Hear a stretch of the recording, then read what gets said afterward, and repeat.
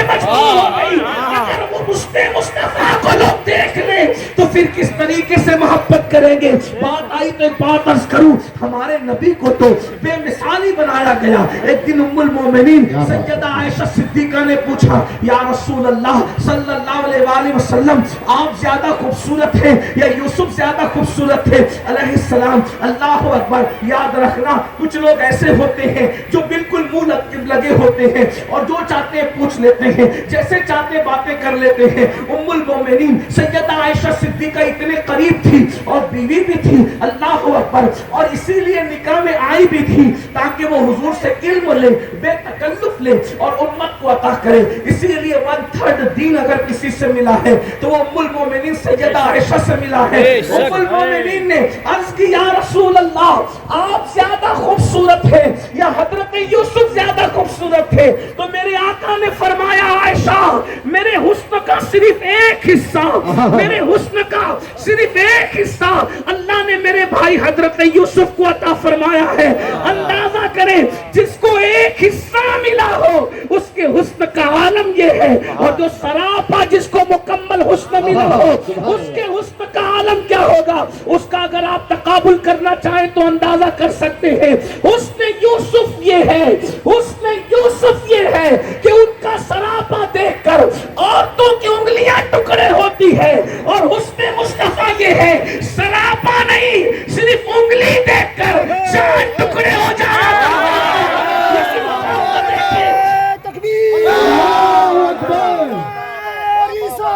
یا رسول اللہ, زندہ آباد, شمشیر اعلیٰ حضرت قبلہ مفتی سید امیر القادری صاحب, زندہ آباد, حضرت قبلہ مفتی سید امیر القادری صاحب, زندہ آباد, زندہ آباد. حسن یوسف کا سراپا دیکھ کر عورتوں کی انگلیاں ٹکڑے ہو گئی, اور صرف حسن مصطفیٰ پورا نہیں, انگلی دیکھ کر جان ٹکڑے ہو گیا.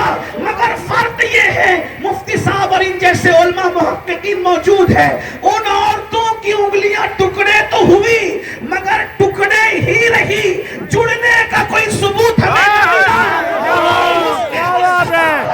انگلی دکھا کر توڑ بھی دیا ہے. لبیک لبیک لبیک یا رسول اللہ, لبیک لبیک لبیک یا رسول لبیک لبیک لبیک یا رسول اللہ, لبیک لبیک یا رسول اللہ. جموں اور گرد نواز سے آنے والے مسلمانوں, تمہیں پتا ہونا چاہیے تم کلمہ کس کا پڑھتے ہو. ارے ہے کسی کے پاس ایسا قائد تو لائے جس کی انگلی کو دیکھ کر چاند ٹوٹتا بھی ہے اور چاند بھی ہے.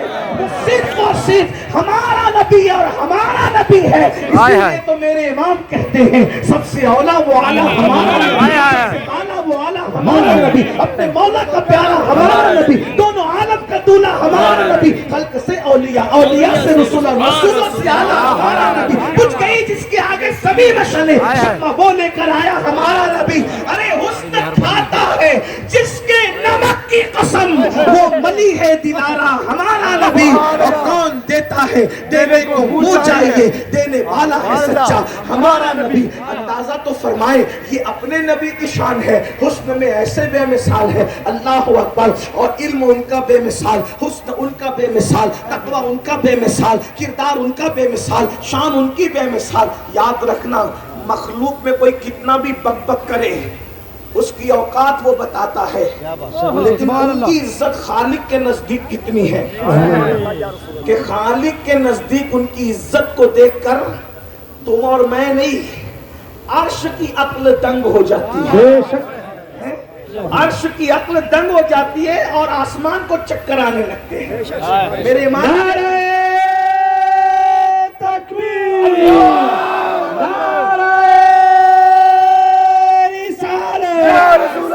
جشن میلاد النبی, توجہ فرمائیں, کیا شان ہے اللہ کے نزدیک, ان کی شان کیا ہے. سارے نبیوں کو جو شانیں عطا کی وہ ساری شانیں ایک نبی میں جمع کر دی. اگر اللہ کے رسول علیہ السلام کی کوئی شان ہم سے پوچھے تو اس اعتبار سے ہم کہیں گے کہ کم سے کم, اگر ہمارے نبی میں کم سے کم خوبیاں, کم سے کم تو کم و بیش 1 1,24,000 खूबियां कम से कम है, कम से कम। और हर नबी की एक एक हो तो, और हर नबी की एक एक खूबी नहीं थी, हर नबी की हर खूबी उनके अंदर रखी, और वो भी खूबी जो रखी वो मिन नौन उठा करके नहीं रखी, बल्कि उसको और तरक्की दे करके रखी, कमाल पे पहुंचा के प्रमोट करके रखा। सुभान अल्लाह। मिसाल के तौर पर हजरत आदम की खूबी ये है, अगर आप लोग उर्दू समझते हैं तो आप मुझे बताइएगा कि आपको समझ में आ रही है बात। हाँ। और अगर बात समझ में आए ना तो हुजूर की अजमत तीजे और चहलों के महफिल की तरह नहीं सुनते, हुजूर की अजमत तो जिंदा दिलों की तरह सुनते हैं, हैदर कर्रार के गुलामों की तरह सुनते हैं, सिद्दीक अकबर के गुलामों की तरह सुनते हैं कि कोई करीब से गुजरे तो पता चले कि किसी का जिक्र हो रहा है और उसके गुलाम उसका जिक्र दिल के कानों से सुन रहे हैं। हाँ, तो महफिल जिंदा रहनी चाहिए। तवज्जो, हजरत आदम अलैहिस्सलाम को शान जो दी, तवज्जो क्या शान दी कि फरिश्तों ने उनको सजदा किया, ये आदम अलैहिस्सलाम की शान है, ठीक है। अब यही शान हुजूर को दी, तवज्जो, यही शान हुजूर को, लेकिन मिन्नवान नहीं दी, मिन्नवान नहीं दी, बल्कि उसको कमाल दर्जे पर पहुंचा कर दिया। कैसे? सारे फरिश्तों से कहा सजदा करो, ये आदम अलैहिस्सलाम की शान है। लेकिन हमें पता है, ज़ाब्ता है, पढ़े लिखे लोग हैं कि पहले फरिश्ते सजदे में नहीं थे, फिर सजदे में गए, फिर सर उठा लिया। यानी सजदे का पीरियड जो है वो एक लिमिटेड पीरियड है, एक महदूद वक्त है। पहले नहीं थे, फिर थे, फिर सर उठा लिया। यानी अगर हमसे कोई पूछे सजदा कितना हुआ तो हम बता सकते हैं, लेकिन ये शान आदम है कि वहां फरिश्तों को झुका दिया सजदा करवाने के लिए। लेकिन जब यही शान हुजूर में रखी तो कितनी प्रमोट करके और कमाल दर्जा करके रखी कि इनको सजदा करवाया सब फरिश्तों से और उनको उन पर दुरूद पढ़वाया सब फरिश्तों से। यहाँ सजदा है, वहां दुरूद है, लेकिन फर्क क्या है? अल्लाहु अकबर यहाँ सजदा करने में करवाया, खुद शामिल नहीं हुआ, खुद शामिल नहीं हुआ, क्योंकि उसकी शान नहीं कि वो किसी को सजदा करे, मगर वहां दुरूद पढ़वाया तो दुरूद पढ़ने में खुद भी फरमा रहा है कि तुम अपनी हैसियत के मुताबिक पढ़ो, मैं अपनी शान के मुताबिक भेजूंगा।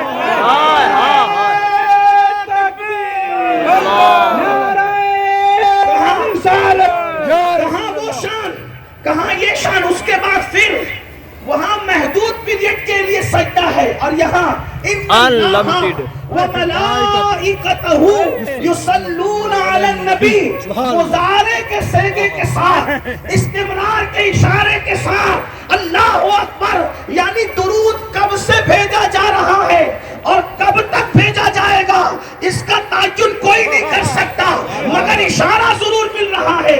क्या? युसल्लूना अलन नबी। अल्लाह और फरिश्ते किस पे दुरूद भेज रहे? मोहम्मद पर नहीं, किस पर? किस पर? नबी पर। अगर अल्लाह आयत में ये फरमा देता कि मोहम्मद पर दुरूद, तो बहुत ज्यादा लोग दिमाग लड़ाते ना, कल वाले कहते नाम मोहम्मद कब रखा गया? का 20 अप्रैल को 571 ईस्वी में जब मक्के में पैदा हुए तो उनके दादा ने और उनकी अम्मी ने उनका नाम मोहम्मद रखा। क्या नुक्ता है? तो दुरूद कब से पढ़ा जा रहा है? 20 अप्रैल 571 ईस्वी से दुरूद पढ़ा जा रहा है, अल्लाह और फरिश्ते दुरूद भेज रहे हैं। तो यहाँ तो तायुन हो गया, पता चल गया कब से। ये भी नहीं कहा रसूल पे दुरूद, इसलिए कि जब फारान की चोटी से नबूवत का ऐलान किया तो तब से रिसालत का काम शुरू हुआ, तो लोग कहते 40 साल के हुए तब से दुरूद पढ़ा जा रहा है। क्या कहा? युसल्लूना अलन नबी। यही तो कुरान का मौजज़ा है, जहाँ सबकी अक्लें दंग रह जाती है।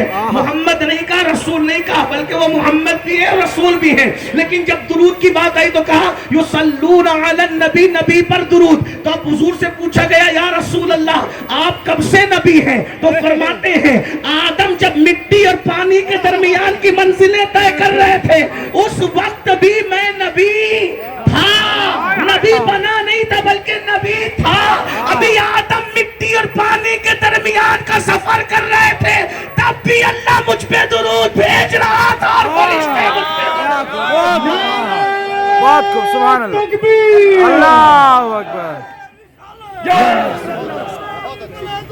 یہ شان اپنے نبی کی اور صرف اپنے نبی کی شان ہے۔ لوگ کہتے ہیں سلیمان علیہ السلام پرندوں کی بولیاں جانتے تھے، میں نے کہا بہت بڑی شان ہے، سلیمان علیہ السلام ہمارے آقا ہے، لیکن پرندہ کچھ نہ کچھ تو بولتا ہے، طوطا ٹائیں ٹائیں کچھ تو کرتا ہے، کوا کائیں کائیں تو کرتا ہے، چڑیا چوں چوں تو کرتی ہے، زبان ہے، ان کی آواز تو آتی ہے۔ سلیمان علیہ السلام پرندوں کی بولیاں جانتے تھے، لیکن یہ میرا نبی اور صرف میرا نبی ہے جس کو زبان نہیں ہے، اس پتھر کی بولی بھی حضور جانتے ہیں اور ارشاد فرماتے ہیں میں اس پتھر کو ابھی تک پہچانتا ہوں جو اعلان نبوت سے پہلے مجھ پہ درود و سلام پڑھا کرتا تھا۔ اندازہ فرمائے پتھر کو کسی نے سنا، بتائیں سنا، سائنس اتنی ترقی کر رہی، سنا، وہ اپنا نبی ہے جو پتھر کی بولی سنتا ہے۔ لیکن ایک بات یہاں اور عرض کر دوں، ارے جب حجر درود پڑھ کے نبی کی بارگاہ میں اپنی پہچان بنا سکتا ہے تو کیا بشر درود پڑھ کے نبی کی بارگاہ میں اپنی پہچان نہیں بنا سکتا؟ بے شک بے شک، سبحان اللہ۔ میں اس پتھر کو ابھی بھی پہچانتا ہوں جو مجھ پہ درود پڑھتا تھا، یعنی اس کا مطلب جو درود پڑھے حضور علیہ السلام اس کو پہچانتے ہیں۔ اور طویل گفتگو کرنے کی بجائے میں آپ کے سامنے بات سمیٹنے لگا ہوں۔ ہمارے نبی ہیں ایسے، سلیمان علیہ السلام کی شان ایسی، لیکن اس سے بڑھ کر ان کی شان، یوسف علیہ السلام کی شان ایسی، اس سے بڑھ کر ان کی شان۔ دو باتیں اور سن لیں اور بات کو پھر ہم دوسرے موڑ کی طرف لے جاتے ہیں۔ حضرت موسیٰ علیہ السلام شان والے پیغمبر ہیں، ان کے پاس پیاسے آتے ہیں اور آ کر کے کہتے ہیں موسیٰ علیہ السلام ہمیں پیاس لگی ہے، تو حضرت موسیٰ ڈنڈا لیتے ہیں، عصا، اور پتھر پہ مارتے ہیں تو پانی کے چشمے جاری ہو جاتے ہیں۔ پیاسے آئے، ڈنڈا بھی چاہیے، پتھر بھی چاہیے، پانی کا چشمہ جاری، وہ بڑی بات ہے۔ لیکن جب میرے نبی کے پاس پیاسے آتے ہیں تو نہ ڈنڈے کی ضرورت ہے نہ پتھر کی ضرورت ہے، جہاں بیٹھے ہیں وہیں پر پیالے میں ہاتھ رکھ دیا اور انگلیوں سے پانی کے چشمے جاری ہو گئے۔ میرے امام کہنے لگے انگلیاں ہے فیض پر ٹوٹے ہیں پیاسے جھوم کر، انگلیاں ہے فیض پر ٹوٹے ہیں پیاسے جھوم کر، ندیاں پنجاب رحمت کی ہے جاری واہ واہ، ندیاں پنجاب رحمت کی ہے جاری واہ واہ۔ یاد رکھنا پتھر سے پانی تو نکلتا ہی ہے، لیکن انگلیوں سے پانی نکلنا کسی نے کبھی نہیں سنا ہوگا۔ یہ مصطفیٰ جان رحمت کی انگلیاں ہیں۔ حضرت عیسیٰ علیہ السلام مردوں کو زندہ کرتے، بڑا معجزہ ہے، وہ مسیحا ہے، لیکن ہمارے نبی صرف مسیحا نہیں بلکہ جان مسیحا ہے۔ بات یہ ہے کہ مردے کو زندہ کرنا کسے کہتے ہیں؟ روح تھی نکل گئی پھر لا کے ڈال دی، اس کو کہتے ہیں مردہ زندہ کرنا، یہ مردہ زندہ کرنا۔ مگر میرے نبی نے پتھر کو بھی کلمہ پڑھوا کر کے بتایا عیسیٰ روح لاتے ہیں اور جس میں روح نہیں ہے اس سے بھی محمد الرسول اللہ بلوا لیا کرتے ہیں۔ یہ اپنے نبی کی شان ہے۔ بولو اللہ نے ایسا نبی عطا کیا ہے، یہ ان کی شانیں ہیں۔ اور اگر ان کا کردار دیکھیں، ان کا اخلاق دیکھیں، اللہ اکبر۔ لوگ کہتے ہیں ارے مولانا ان کی آپ بات کرتے ہیں، وہ تو بکریوں کا دودھ دوتے تھے۔ دراصل دنیا میں جو گستاخیاں ہو رہی ہے نا، کچھ 1857 کے بعد کے مولویوں نے یہ بنیادیں فراہم کی ہے لوگوں کے لیے کہ تم گستاخی کرو۔ اگر مولوی گستاخی نہ کرتا تو منکر کلمہ کبھی اوقات نہیں تھی کہ وہ رسول اللہ کو گالی دے سکتا۔ یہ بات ہے، میں کوئی کسی کو فتنہ پھیلانے نہیں آیا، لیکن یہ بات ضرور کہوں گا، اچھی طرح یاد رکھنا، قبر میں کوئی مولوی صاحب نہیں آنے والے، قبر میں اگر آنا ہے تو آمینہ کے لال نے آنا ہے۔ اس لیے آپ کو فیصلہ یہ کرنا ہے کہ آپ کو چلنا کس کے پیچھے ہے۔ یہ بات اچھی طرح، لوگ 5,000 روپے کے جوتے خریدنے جاتے ہیں تو 4 دوستوں سے مشورہ کرتے کون سی کمپنی کا خریدو، اور ایک بات یہ بھی کہ لوگ کمپنیوں کا خریدتے ہیں، معتبر کمپنیوں کا، جو جوتے 4 مہینے 6 مہینے 8 مہینے پہن کر کے پھینک دینا ہے بھنگار میں اور اس کو رستے پہ پڑے رہنا، کچرے کی کنڈی میں پڑے رہنا ہے، وہ جوتے خریدنے کے لیے آپ اتنی چھان بین کرتے ہیں، 5,000 روپے خرچ ہو رہا ہے۔ حیرت ہے مسلمانوں تم پہ، جوتے لینے کے لیے اتنا سوچتے ہو اور عقیدہ لینے کے لیے کچھ بھی نہیں سوچتے۔ کہتے مولانا سب چلتا ہے، مولانا سب چلتا ہے۔ ارے جوتے رستے میں جو وہ پرانے ہو کر کے پھینکے جائیں گے، لیکن جو عقیدہ تمہیں جنت تک لے جائے گا اس کے بارے میں سوچو۔ عقیدہ 1857 کے بعد والا جو انگریزوں نے پیدا کیا ہے وہ چاہیے، یا پھر صفا کے چبوترے والا صدیق اکبر والا عقیدہ چاہیے، فاروق اعظم والا عقیدہ چاہیے, عثمان غنی والا عقیدہ چاہیے, مولا علی والا عقیدہ چاہیے. اور الحمدللہ کوئی بھی مولوی ثابت نہیں کر سکتا کہ اس کا سلسلہ صفا کے چبوترے سے ملا ہے. یہ شرف صرف اور صرف اللہ نے اہل سنت و جماعت کو عطا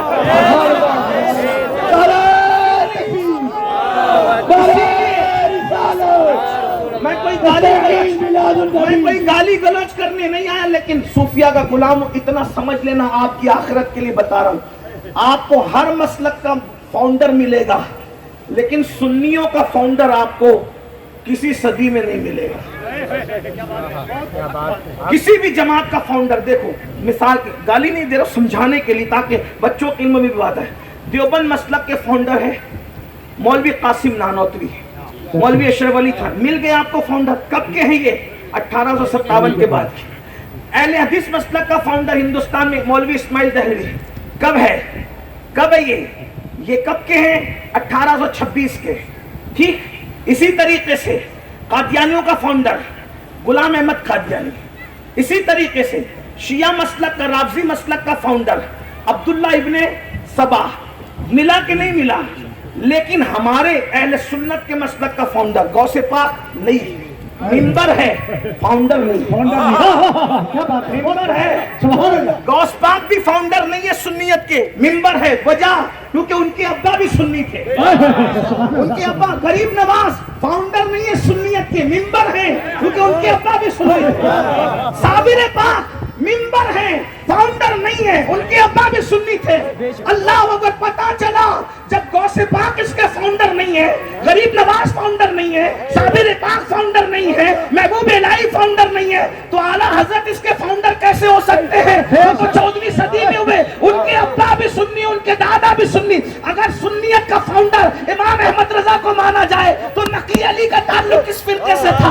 رضا علی کا تعلق کس فرقے سے تھا؟ تو یاد رکھے ہمارے فاؤنڈر نہ احمد رضا امام ہے, نہ غوث پاک ہے, نہ غریب نواز ہے, نہ محبوب الہی ہے. بڑھ کے ان علماء کی موجودگی میں ذمہ داری سے کہوں, امام حسین بھی سنیت کے فاؤنڈر نہیں ہے, حضرت مولا علی بھی سنیت کے فاؤنڈر نہیں ہے, عثمان غنی بھی سنیت کے فاؤنڈر نہیں ہے, عمر ابن خطاب بھی سنیت کے فاؤنڈر نہیں ہے, صدیق اکبر بھی سنیت کے فاؤنڈر نہیں ہے.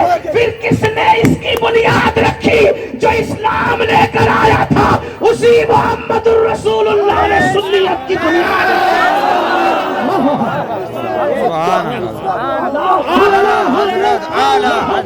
لاؤ اتنا پرانا مسلک لاؤ, اتنا پرانا. آپ کہیں گے حضور نے کیسے بنیاد رکھی؟ کہا مانا علیہ وصحابی, جس پر میں اور میرے صحابہ, یہی کہہ کے تو بنیاد رکھ دی سنیت کی. مانا علیہ سے مراد سنت اور اصحابی سے مراد جماعت. اہل سنت و جماعت کا اعلان حضور کر رہے ہیں.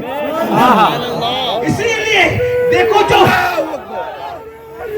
یا رسول اللہ, یا علی, یا علی. جموں والوں, اب تمہیں وہ مسلک چاہیے جو مولوی نے رکھا, یا وہ چاہیے جو مولا مصطفیٰ جان رحمت اللہ؟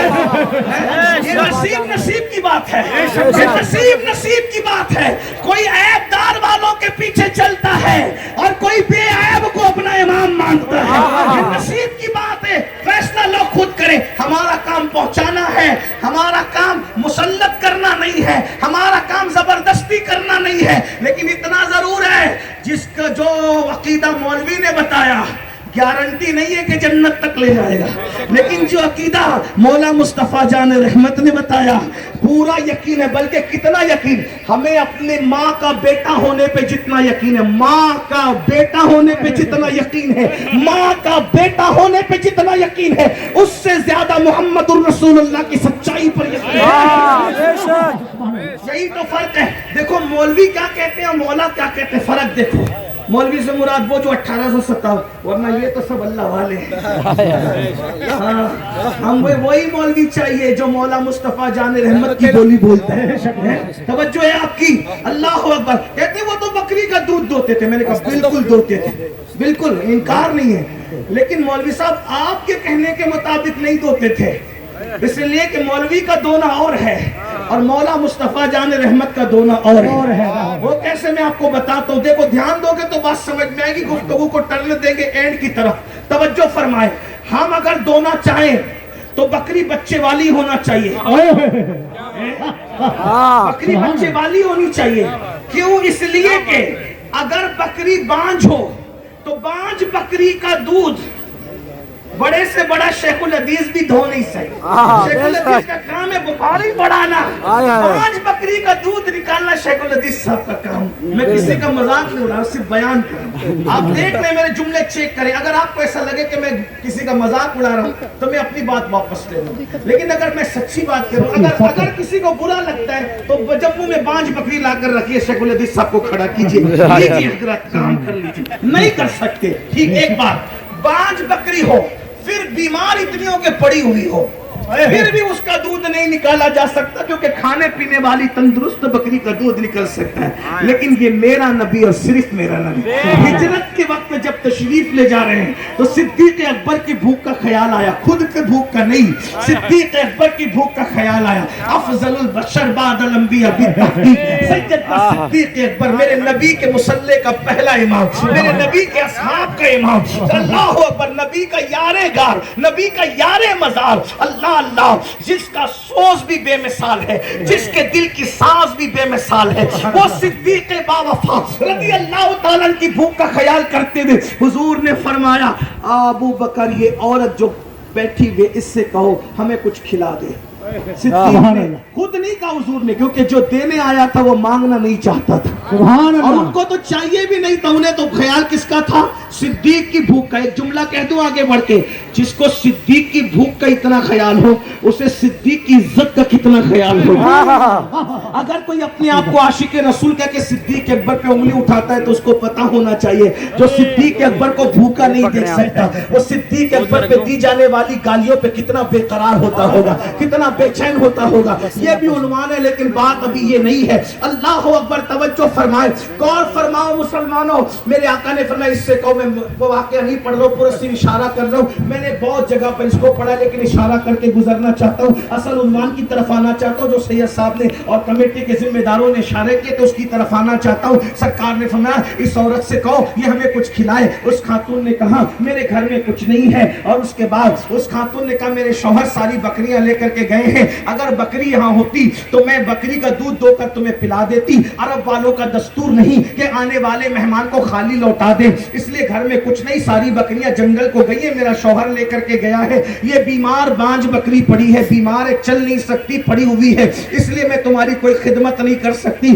سرکار نے جب یہ سنا تو صدیق اکبر سے کہا اس سے کہو یہی بکری ہمیں سونپ دے. اس نے صدیق اکبر نے یہ نہیں کہا حضور یہ تو بیمار ہے, بانجھ ہے, کیونکہ صدیق جانتے تھے آقا آقا ہے, آقا آقا ہے, اپنی طرح بشر نہیں ہے. جو صدیق کی طرح بشر نہ ہو وہ مولوی کی طرح کیسے بشر ہو سکتا ہے. اللہ اکبر, صدیق اکبر نے کہا اللہ اللہ کہ میں یہ بکری ہمیں سونپ دے, ہم دودھ نکال لیں گے. اس نے کہا حیرت ہے, تم لوگ عرب والے ہو, جانتے نہیں ہو کہ بانجھ بکریاں دودھ نہیں دیا کرتی, اور اگر بانجھ بکریاں دودھ بھی دیتی تو یہ اتنی بیمار ہے کہ زمین سے پڑی ہوئی ہے. صدیق اکبر نے کہا او بڑھیا دے دینا, جب میرا صاحب کہتا ہے تو دے دے. اس کے بعد بڑھیا نے کہا اگر لینا چاہتے ہو تو لے جا اٹھا کے. صدیق اکبر بکری کو اٹھا کے لائے. حضور نے پانی کٹورے میں لیا اور بسم اللہ پڑھ کر کے پہلے تو اس کی پیٹھ پر ہاتھ پھیرا. پڑی ہوئی بکری کھڑی ہو گئی صرف ہاتھ پھیرنے کی وجہ سے. لوگ کہتے ہیں 5 انگلیاں ان کی بھی ایک ہتھیلی, ہم ان کی بھی اور ہماری بھی 5 انگلیاں اور ہتھیلی ہے. میں نے کہا اور تیری انگلی اور ہتھیلی سے تیرا بچہ بھی کھڑا نہیں ہوتا.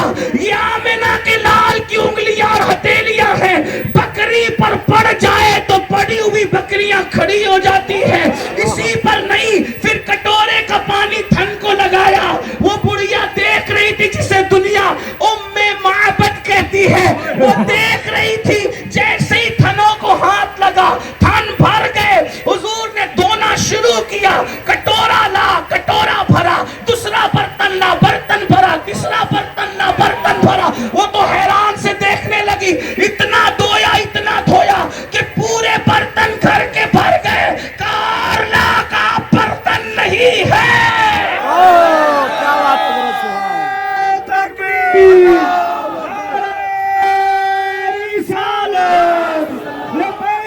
رسول اللہ لبیک لبیک لبیک لبیک لبیک یا رسول اللہ زندہ باد زندہ باد. جو بکری کا دودھ دونے میں اتنا بے مثال ہو کہ اس کی طرح کوئی دودھ دو نہ سکے. بتائیں نا کہ وہ نبوت اور رسالت میں کتنا بے مثال ہو. ایسا نبی اللہ نے ہمیں دیا اور حکم دیا کہ ان سے عشق کرو. سبحان اللہ. اور ایک بات بتاؤں, اللہ انہی کو ان سے عشق و محبت کی توفیق دیتا ہے جس کے جنتی ہونے کا فیصلہ کر لیتا ہے. سب کو یہ توفیق نہیں ملتی ہے. باپ عاشق ہے, بیٹا عاشق ہو ضروری نہیں. باپ عاشق نہیں ہے اور بیٹا عاشق نہ ہو یہ بھی ضروری نہیں. باپ دشمن رسول ابو جہل کی شکل میں, بیٹا عاشق رسول حضرت اکرمہ کی شکل میں ہے. دیکھتے چلے جائیں.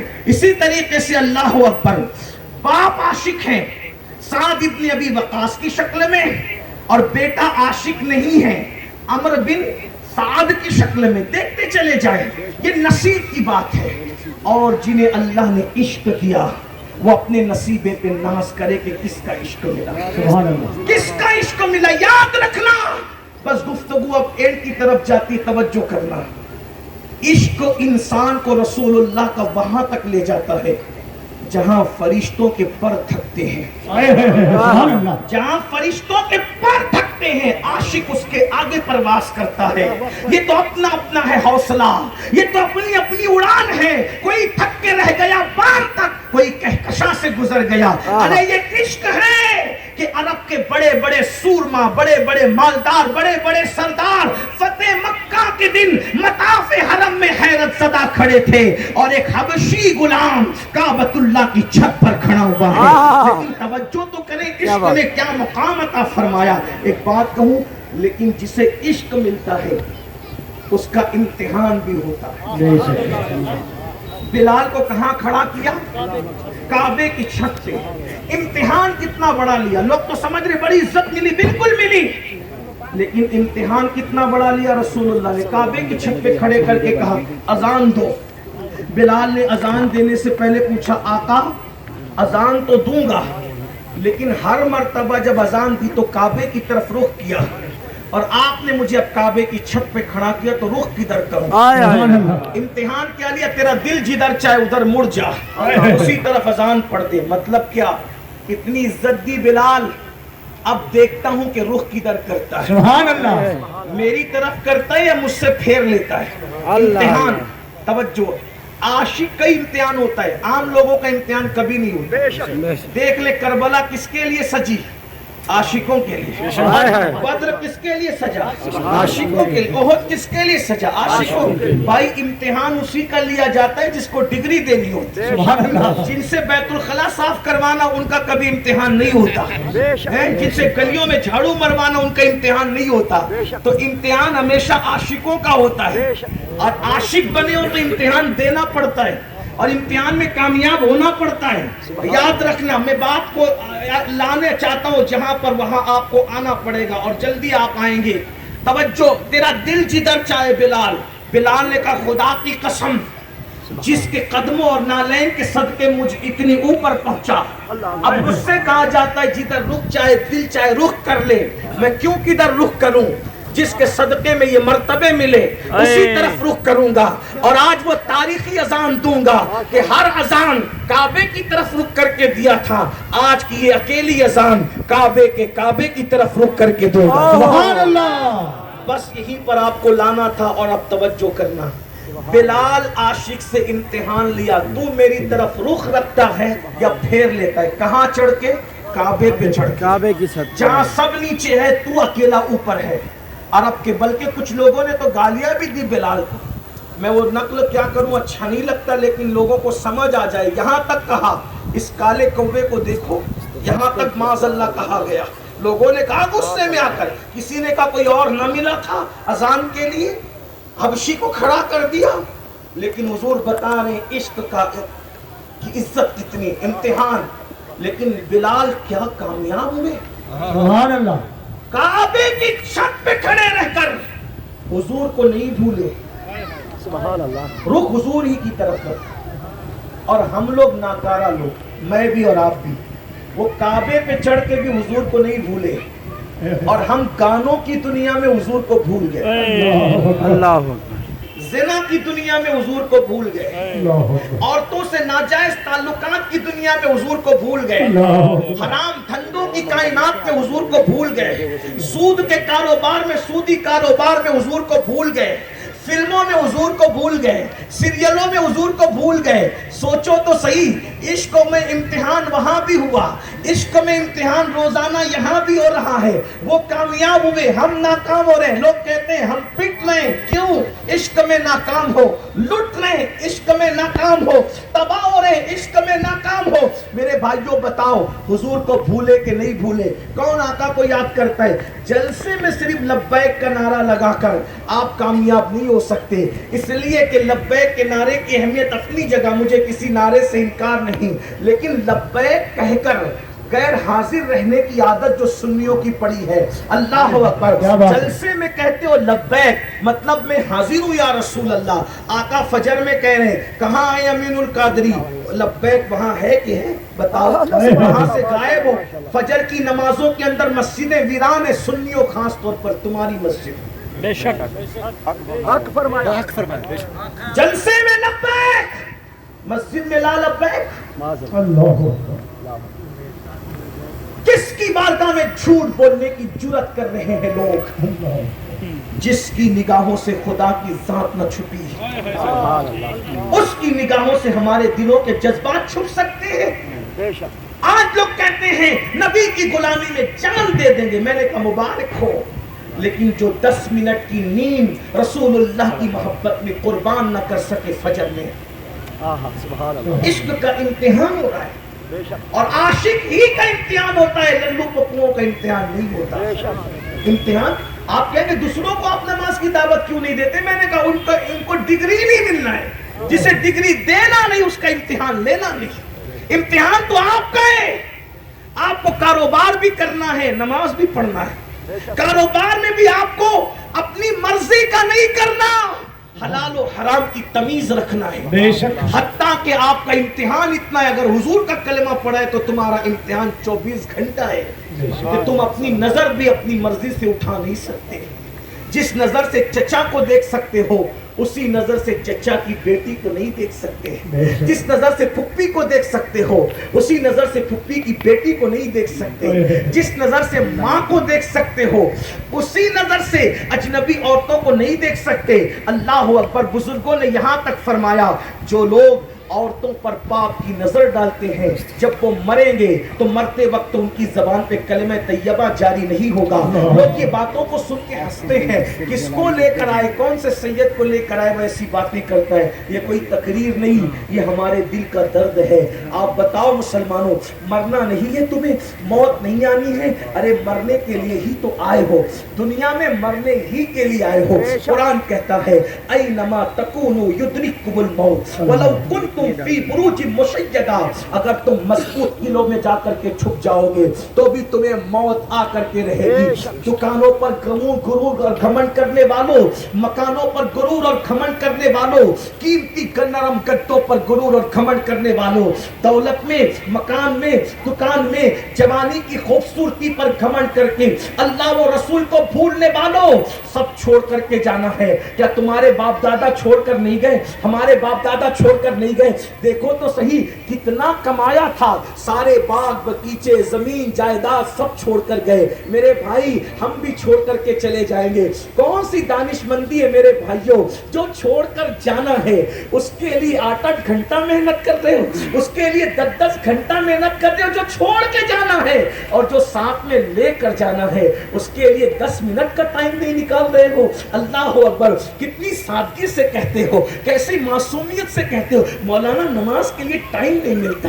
میرے بھائیوں بتاؤ تو صحیح, اگر تمہیں نماز کے لیے ٹائم نہیں ملتا تو تمہیں اللہ کا بندہ کہلانے کا حق کیا ہے؟ اللہ اکبر. مسجد مرثیہ خواہ ہے کہ نمازی نہ رہے. اللہ اکبر. مسجدوں کے اللہ اللہ ویران کرنے والوں, آؤ میں تمہیں بتاؤں اور تمہیں ضرور بتاؤں, قیامت کے دن کوئی کام نہیں آنے والا ہے. قرآن کہتا ہے الاخلاء یومئذ بعضهم لبعض عدو, جتنے تمہارے کٹر اور گہرے اور پکے دوست ہیں وہ سب تمہارے دشمن ہو جائیں گے. کوئی کام نہیں آئے گا. ماں بیٹے کو پہچاننے سے انکار کر دے گی, بیٹا باپ کو پہچاننے سے انکار کر دے گا, خون کے رشتے حرف غلط کی طرح مٹ جائیں گے. ایک بات اور بھی کہہ دوں, انبیاء جہاں نفسی نفسی کہیں گے, بھائیو بتاؤ وہاں ہمیں کون کام ہے؟ سوچو, بس ایک ہی ذات ہے, ایک ذات, ایک ذات, اور وہ محمد الرسول اللہ کی ذات. وہ ہمیں کام آئیں گے اور وہاں کے لیے وہی ہے. بلکہ اگر آپ سننا چاہتے ہیں تو میں یہ آپ کو بتاؤں, حدیث پاک میں آیا ہے جب انبیاء سارے نفسی نفسی کہہ رہے ہوں گے تو اللہ اپنے عرش پر اپنے محبوب محمد الرسول اللہ کو بٹھائے گا. سبحان اللہ. بلکہ امام اہل سنت نے تو یہاں تک لکھا کہ اللہ رب العزت جو آنے جانے اٹھنے بیٹھنے سے پاک ہے, وہ اللہ اپنے ساتھ بس بیٹھنے کی بات ہم مانتے ہیں, کیفیت اللہ جانے. ٹھیک, اتنا یاد رکھنا, اللہ اپنے ساتھ اپنے محبوب کو عرش پہ بٹھائے گا. اسی پہ بس نہیں, بلکہ اللہ فرمائے گا محبوب میری کرسی پر آج تو بیٹھے. یہ بھی میرے نبی اور صرف میرے نبی کی شان ہے. ایک بات بتاؤں, کرسی اگر ایک ہو اور بیٹھنے والے کئی ایک ہو تو بولو کرسی کس کے لیے چھوڑی جاتی ہے؟ دو چیزیں اگر سمجھ میں آئے گی تو ہاں کرنا, ورنہ عنوان یہیں پہ پورا ہوتا ہے. توجہ, کرسی دو مقام پہ چھوڑی جاتی ہے. نمبر ایک, چھوٹا بیٹھا ہوا تھا, بڑا آ گیا تو اس کے لیے کرسی چھوڑ دی جاتی. ایسے ہی ہے, میں صحیح کہہ رہا ہوں؟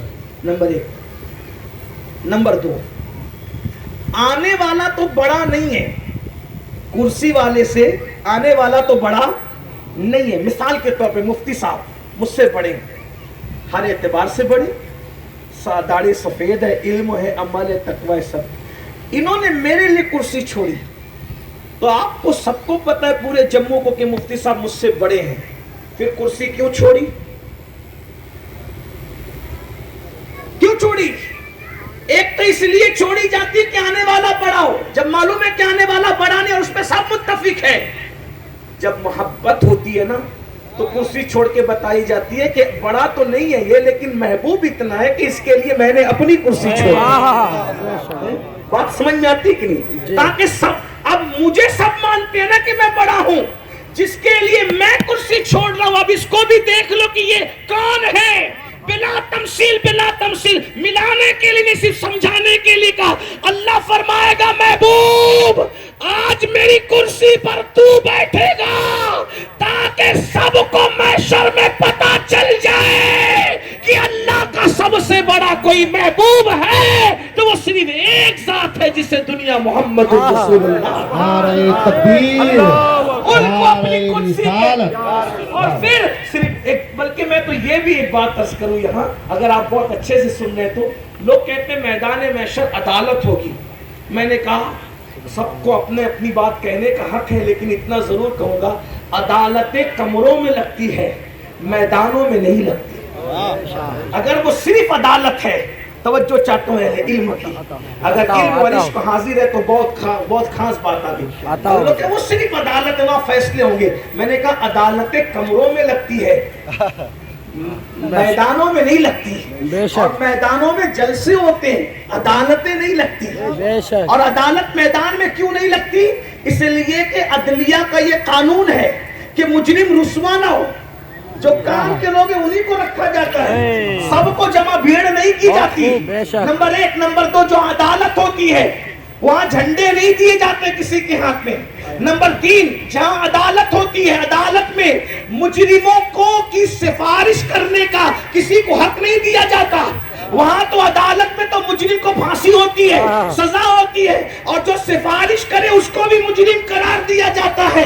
تو اللہ اکبر, اگر محشر کو صرف عدالت کہتے ہو تو پہلی بات تو کمرہ چاہیے, کیونکہ اللہ سے بڑھ کر ستر پوش کون ہو سکتا ہے, عیب کا چھپانے والا کون ہو سکتا ہے. لیکن اللہ نے کمرے میں نہیں رکھا محشر, بلکہ میدان میں رکھا. اس کے بعد نمبر دو, عدالتوں میں تخت نہیں بچھائے جاتے, لیکن وہاں